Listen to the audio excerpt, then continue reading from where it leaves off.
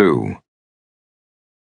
When he'd fled from Our Joy, he thought he'd track his way to the runaway slave colonies he'd been told were hidden deep in the swamp. Track his way like an Indian to where slaves lived off the land, like the red man, so deep in the Dismal, no slave catchers could find them. But he'd never been away from Our Joy. Not once. His whole young life had been lived on 3,000 acres, and of those he'd actually seen less than 100. As for tracking like an Indian, he'd never so much as trailed a squirrel. His experience was limited to following the path of silverware and bone china from the pantry to the long mahogany dining tables that countless hands had polished to a gleaming shine. That table had outlasted most of those hands, and the table didn't give a damn about it either. The dining table was bound to outlast him too, and he was determined to get as far from it as he could. Not just the dining table, all and everything about the place he'd been born, and the place where he was determined never to die.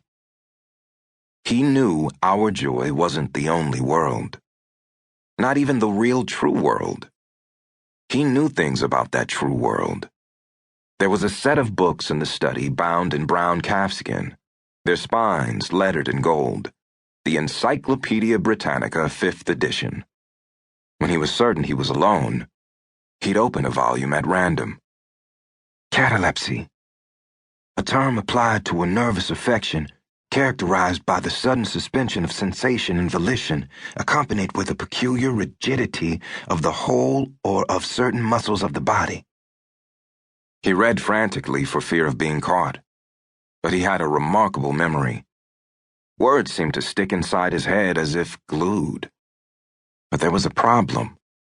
Since he had to grab whatever volume was closest and scan fast, he could rarely find the same page again. So the things he knew were in unsorted snippets and bits.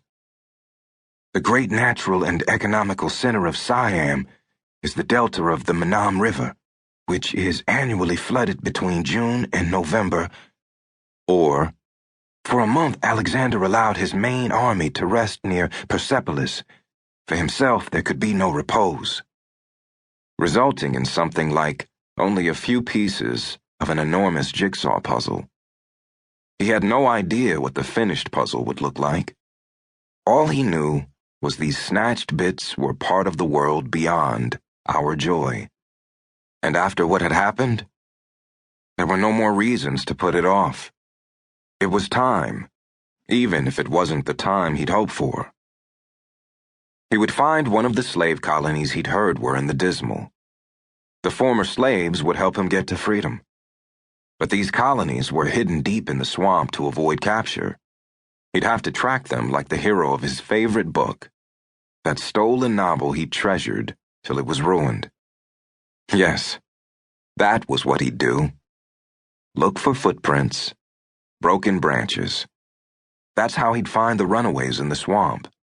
Maybe they'd even be expecting him. They must have scouts, too. Why, perhaps they'd embrace him, saying, "Welcome, brother."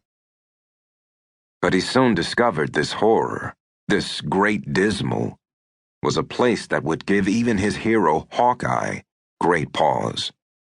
In The Last of the Mohicans, Hawkeye, Uncas, and Chingachgook stalked their prey or tracked their enemy on solid ground, not sucking mud or slithering black water with terrifying things you couldn't see splashing around in it.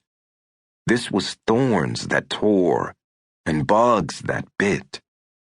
All he'd eaten was a handful of berries, so bitter he'd had to spit them out. He sank down onto the soggy earth and damp bracken. He was too tired and too miserable to cry, to care. When he felt the strike, he cried out, more in shock than pain. It was too dark to see, and he batted out with his other hand, feeling the thing's foreign roughness, the coldness of the thick muscle of a body, before the jaws unhinged and released him. In seconds, his arm felt dipped in red-hot lead, and he began to shake uncontrollably. "Cottonmouth," shined a voice.